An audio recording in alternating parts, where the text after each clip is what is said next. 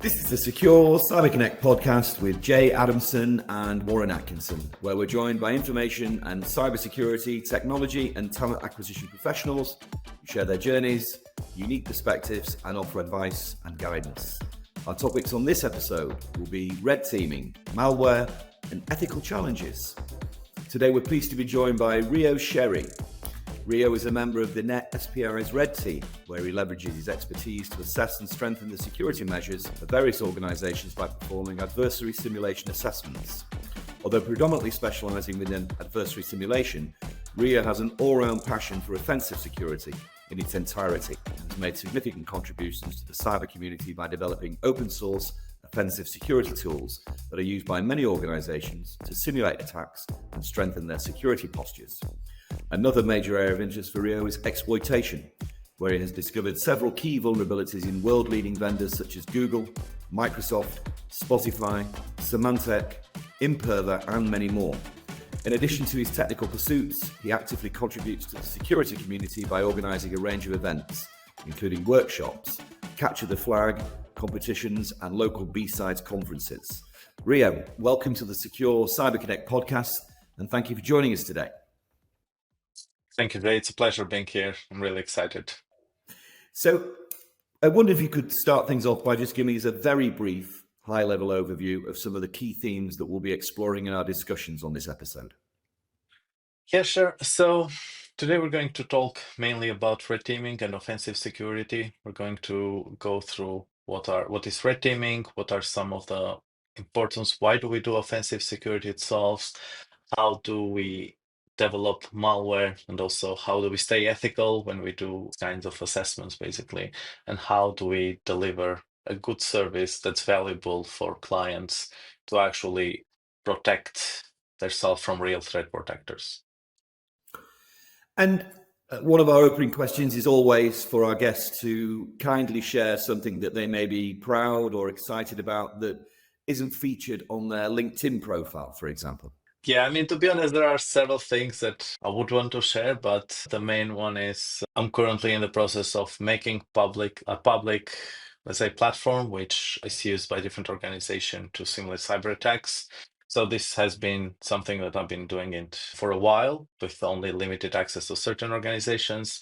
But in the next year, we plan on actually making it accessible to other organizations. So yeah, but for more details, people will have to wait until January. So.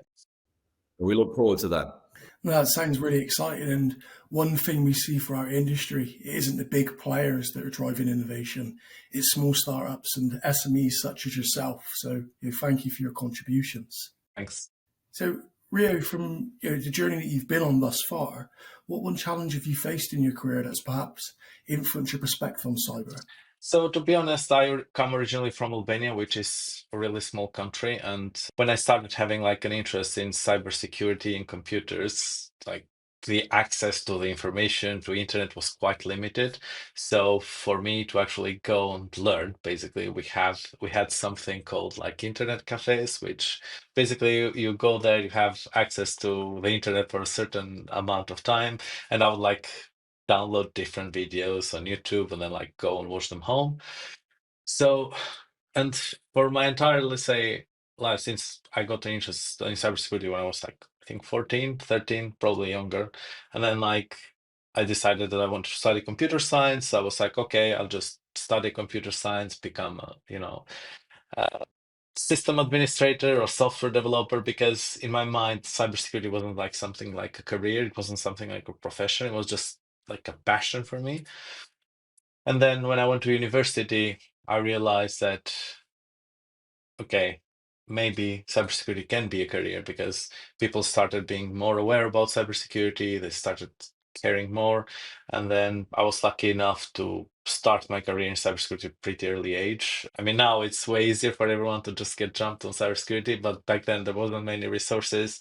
Like the trainings were really expensive. So I was lucky enough to be in a company which like supported me to like, learn and train. And I think that has been like a catalyst of my career where I'm currently at. And I've always tried to actually support people that are talented in cybersecurity and like have a passion for cybersecurity. And I've always tried to organize like different events, CTFs, conferences, so I can connect the talented cybersecurity people with companies that need them, because I think having that access to information that you can have a career in cybersecurity, and that it was really important. Nowadays, it's way more like people are more aware of different career opportunities, cybersecurity, etc. But 5 years ago, it was total different story. So yeah. Sounds like you're very much ahead of the curve within this sector, Rios, so we applaud you for that. If we want to sort of get into it really, in terms of defining and exploring, the evolution of offensive security, could you define what offensive security is and explain its role in the cybersecurity landscape to members of our audience who may not be as well informed? Yeah. So offensive security is a part of the cybersecurity landscape. So basically, the main idea of offensive security is actually testing and performing attacks that like a real world threat actor would do against your systems. So you can actually understand what problems, what security flaws you have within your system, your processes, and that allows you to fix this before them being exploited by real world hackers. Not hackers, black hat hackers. So yeah. Looking at the general evolution of the field, how would you describe the shift from the days when many exploits were shared publicly on mailing lists versus today's marketplace where zero-day vulnerabilities are sold for millions of pounds? Yeah, so this is a really interesting observation, because back in the day you could find like these crazy exploits that like could give you access to systems with one click, and like you would just find it in like exploitdb or Mealworm or 1337 day. So the times have changed. Obviously, back then, the bar to entry for exploitation was lower than it is now. Like if someone was interested in learning to do exploitation, like they could, let's say, study, learn, and they could find the vulnerability. Not fairly easy, but it was something that's doable. And nowadays, the bar to entry for exploitation is really high. The security features that are implemented, let's say within browsers or systems or programs itself, they are pretty tough to exploit, and they require a lot of knowledge or a lot of time investment, and that makes them valuable. So, because nowadays information is the most expensive thing you can have. It's more expensive than gold. And like having access, for example, to actually hack phones, hack systems, it's really valuable. Hence why the exploits are not shared publicly anymore, but are kept and sold. Like back in the day, like even for the exploits that were sold on underground forums, like there were 0 days, like you would like pay, let's say what, like $10,000 or something like that for a Microsoft Word remote command execution or something like that. And nowadays it's like you can get up to like $2.5 million for an iPhone O-Day or an for an iOS or Android O-Day, which is crazy amount of money. And this is from a legal, let's say, a legal organization rather than like, the underground markets, etc. So the exploits are way more valuable now, hence why we don't see them in the mailing list anymore. And for our listeners that aren't familiar with sort of the hackers that are out there, for instance, how would you best define and differentiate between sort of white hat, grey hat, and black hat, for instance? So I don't like the terms like white hat, black hat, grey hat, because they're pretty, let's say, pretty cut to pieces.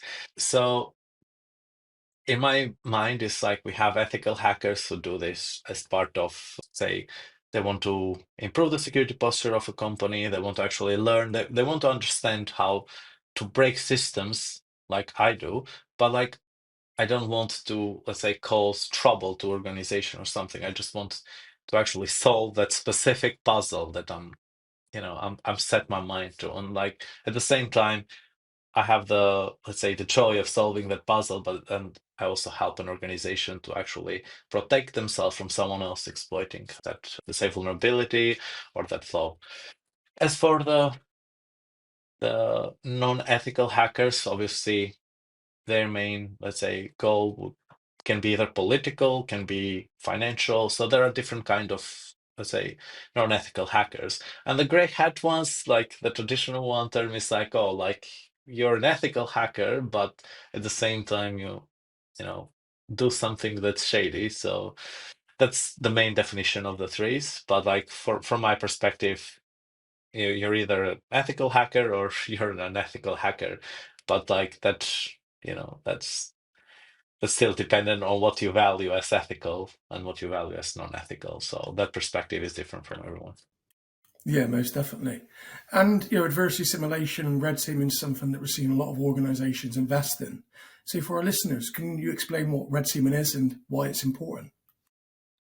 Yeah, so red teaming, actually the term itself is from it's a military term, but basically what it is the process of testing the security posture of your organization, your processes, your people. And the main idea behind that is that you know what your flows are and be prepared and like understand the risk you have against specific threat actors. So that's the main definition of red teaming itself. Yeah.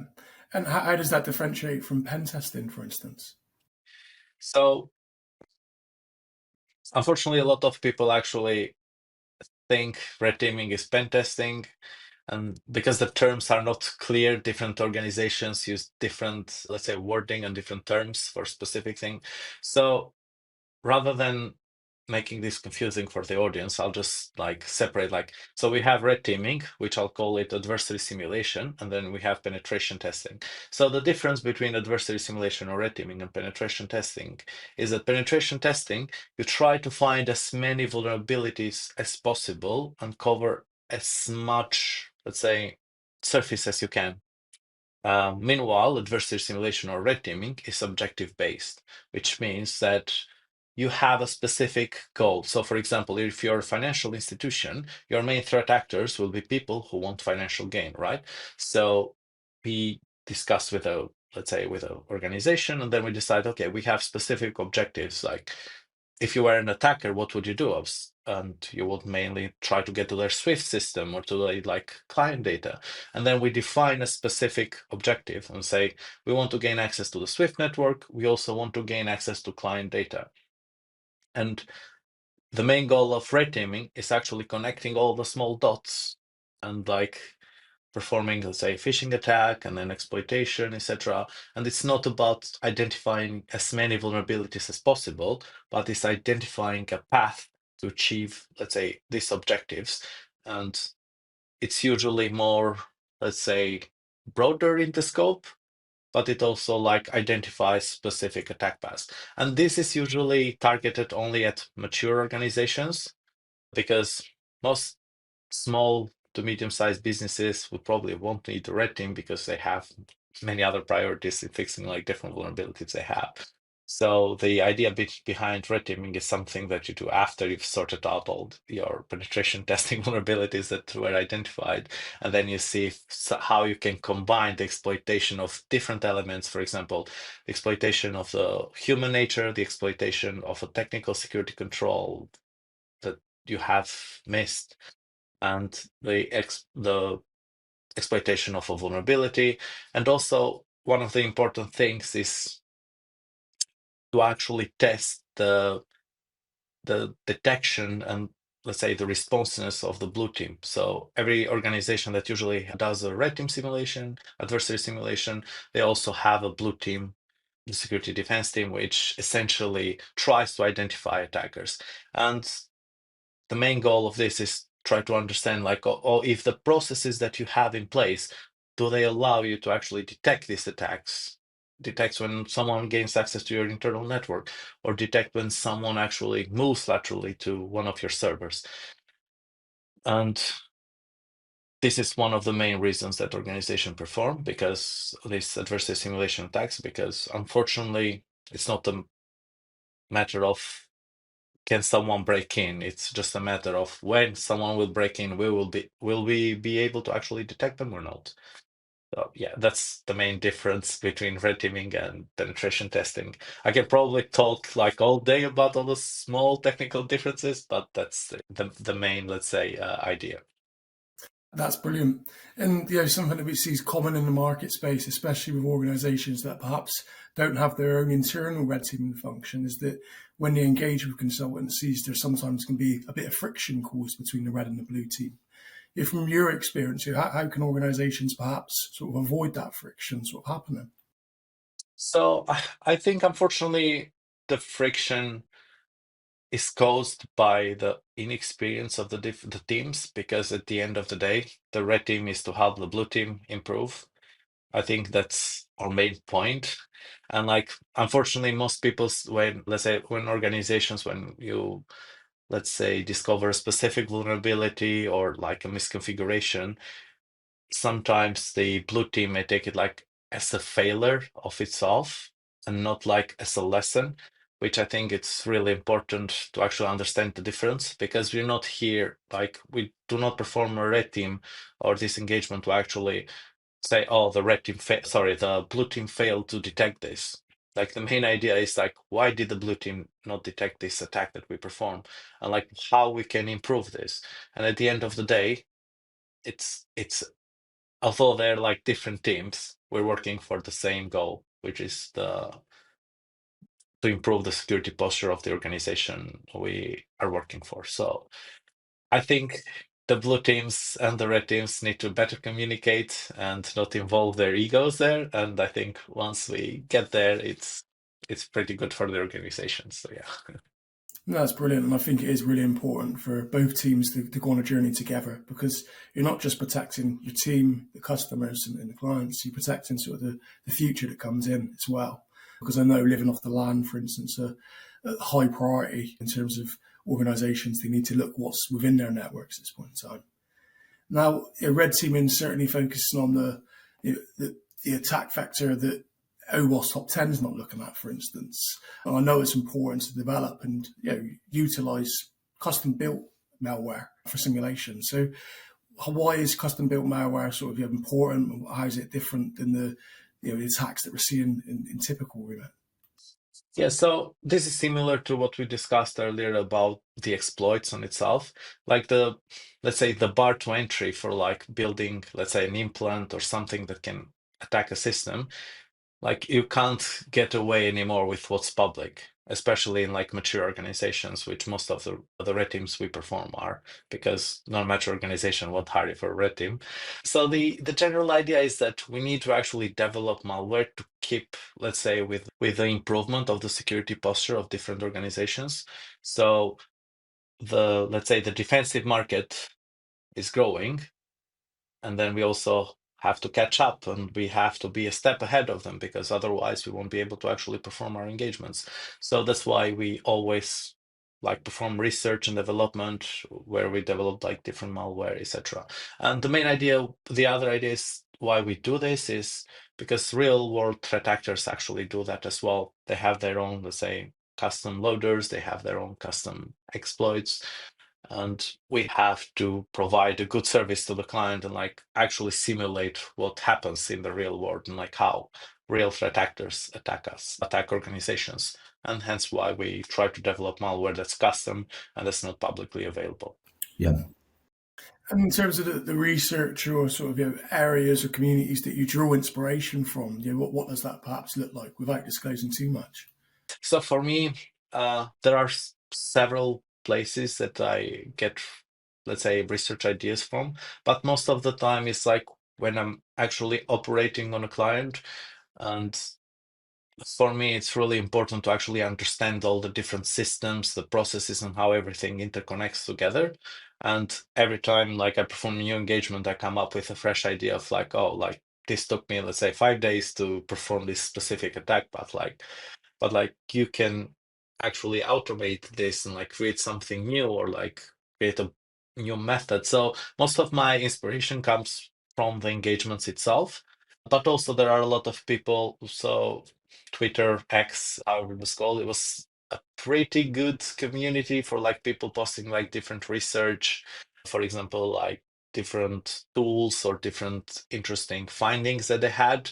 But unfortunately, as it becomes more and more difficult for, let's say, for us as red teamers to actually perform attacks, and really costly, because the amount of research and development that you put, it's really difficult to actually, just publicly share it, because let's say the company has spent like a month of your salary, let's say, for this research, or sometimes even a year. Like, you can't just share it for everyone to use it, and then like next day, like an EDR vendor or like an antivirus vendor just creates a specific rule, and like you can't use that anymore. So it's an interesting one, but I think it's just a matter of trying to understand and build custom things for your specific clients. That's what we end up doing most of the time. Yeah. And in terms of discovering vulnerabilities, and from the top of the episode in your introduction, we discussed that you discovered vulnerabilities in many major companies such as Google and Microsoft. How's the process of that in terms of finding and exploiting and disclosing these vulnerabilities evolved over the years? And maybe if you could shed some light on, maybe in the context of modern bug bounty programs and responsible disclosure especially. Yeah, so as I mentioned earlier, like the amount of change that has happened in the recent years, it's crazy. So I can't say specifically what has changed, because there have been so many changes. We'll probably end up like discussing like 3 hours just for the changes. So for me, the process of like how I usually discover vulnerabilities or anything is just play around. Like, and by playing around, I don't mean like just sitting there and like, oh, but it's just like being curious and understanding like, oh, how does this work, and is there any way I can actually make this program or make this process behave like I want to. And then this involves a lot of, let's say, custom testing. It involves a lot of, let's say, reverse engineering, actually reading code and trying to understand like how can you make this program do what you want to do. In the recent years, this has changed a lot, especially companies, even from like the perspective of responsible disclosure. Like, I remember my first vulnerability that I reported, I think was probably back in 2012, 2011. Like, I sent a vulnerability with all the details. They didn't even acknowledge. I asked them back. They didn't acknowledge it at all. And then I published, after 90 days, I published the details on a mailing list. They didn't acknowledge it all, and just still there, probably just vulnerable still. And then like I had also different experiences. So for example, when I reported the vulnerability to Google, they're just like responded straight away, immediately. And most companies now have like a responsible disclosure guideline, because a lot of companies are exposed and a lot of people are looking for vulnerabilities.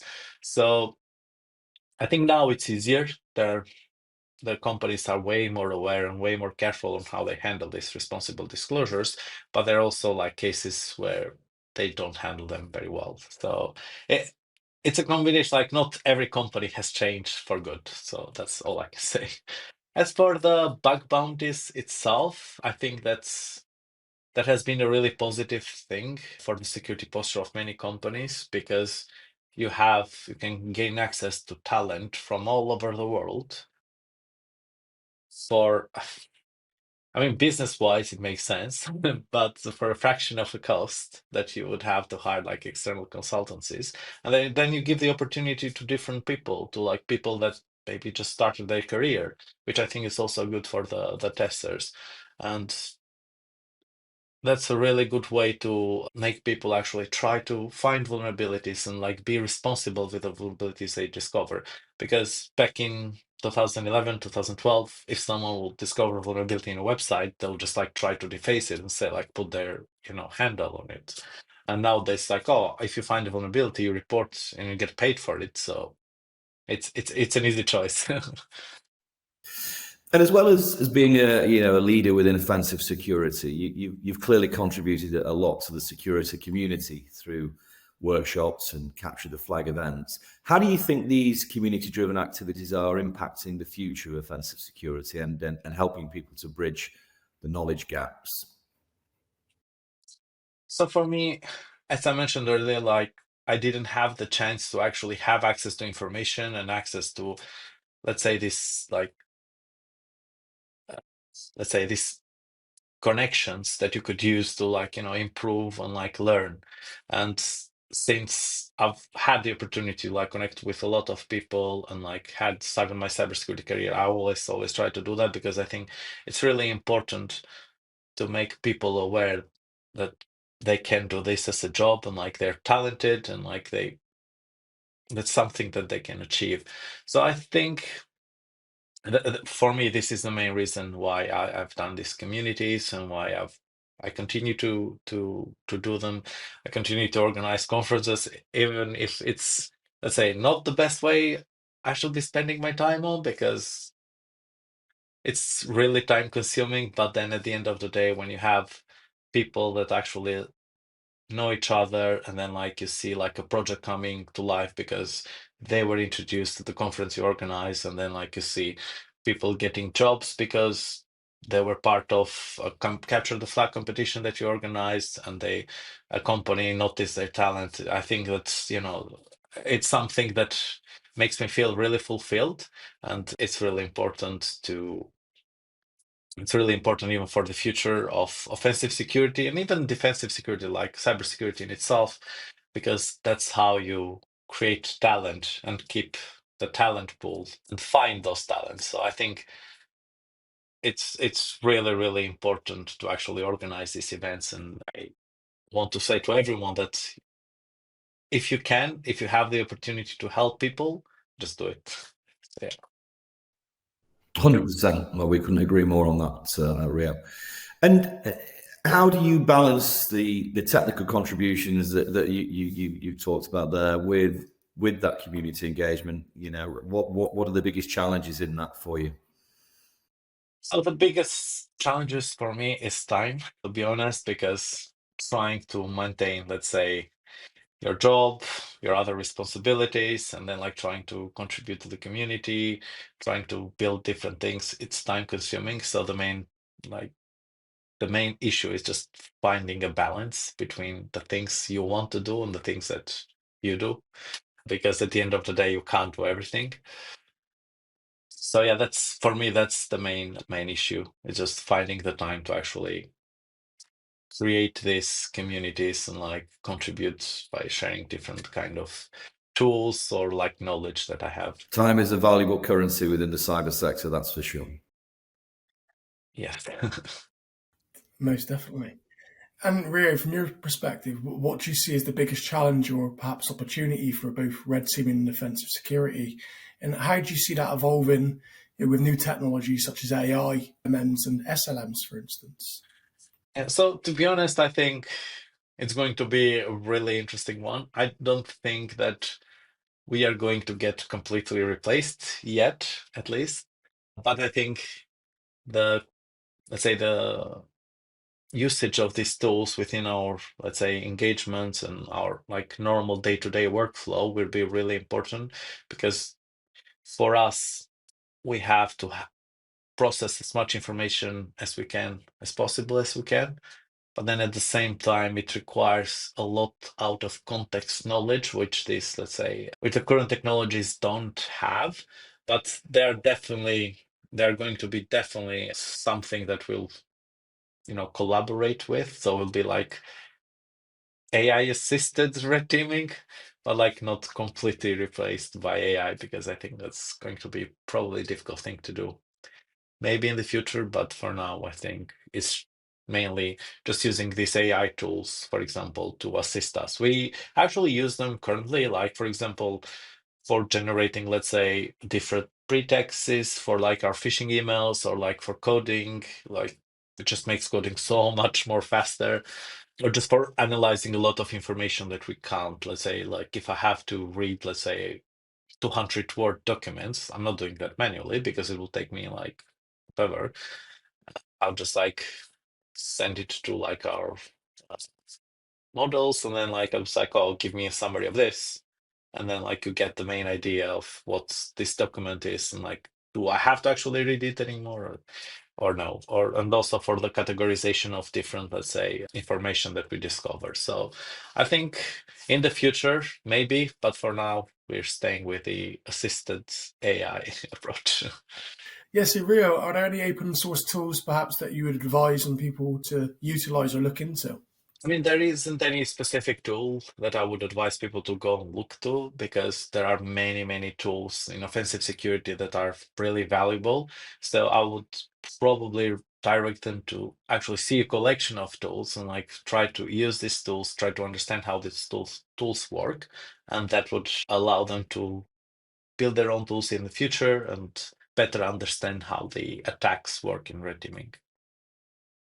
That makes sense. Having a mindset over a tool. And yeah, for advice, perhaps for those that are looking to enter the industry, as well as those that are looking to advance their career, what one key piece of advice would you give each of those? So one key piece of advice, don't get frustrated, take it easy and understand your tools. That's all. So, effective communication with the C-suite is vital for successful business transformations, and securing allies can often boost board buy-in. We hear of many analogies within cyber, like the castle mode or car brakes, to explain risk and security. What's your go-to or favorite analogy for simplifying technical concepts? So to be honest, my favorite one is like if a thief wants to if a thief wants to break into your house, he's not going to pick the lock, he's just going to break the window. And this is, for example, when companies tell us like, oh, we want a specific pen test against the door, which is, let's say, a specific system. But at the same time, their window is literally next to it, and like you can just break it. Like, so that's the main analogy I like to use. Is like an attacker would never go for the hardest one or the one you tell them to go. They will go for the easiest path always. So that's the main analogy, basically. 100%. And obviously, we'd like to, ask you what the future holds for you. What does the future look like for yourself? And if you have any final thoughts. So for me, to be honest, I'm really passionate about offensive security, and I've been doing this kind of for my entire career and my entire adult life. So I think I want to be part of it always. And my main goal is to actually help other people as well and contribute and share my knowledge that I have and the experience with people that are just starting in the industry. So my main goal is also launching Axiom Bridge, which is a cybersecurity platform that simulates different cyber attacks, and that will allow different organizations to simulate these advanced attacks without having to pay extraordinary like consultancy fees or like training, etc. So yeah, these are my two main future goals, basically. And for any of our listeners who want to stay connected with you beyond the podcast, where else can they reach you? So they can reach me either on LinkedIn, it's on my name, Rio Sherri, or on Twitter, X, however you want to call it, under 0x09AL. And I have a GitHub page with the same handle. So yeah, that's all. Fantastic. Well, we'd obviously like to say thank you, Rio. Certainly the community, all our listeners will have certainly found a great deal of value in today's session. To continue the discussion for more sustained engagement, we invite you to join the Secure CyberConnect community, where we offer a range of collaborative solutions for both technology and security professionals at no cost. These include expansive community access, cross-section mutual mentoring programs, weekly online networking sessions, and a range of exclusive interviews, panel discussions, and masterclasses. To learn more and gain access to the community and any of our initiatives, please visit secure-recruitment.com/cyber-connect/. Thank you very much.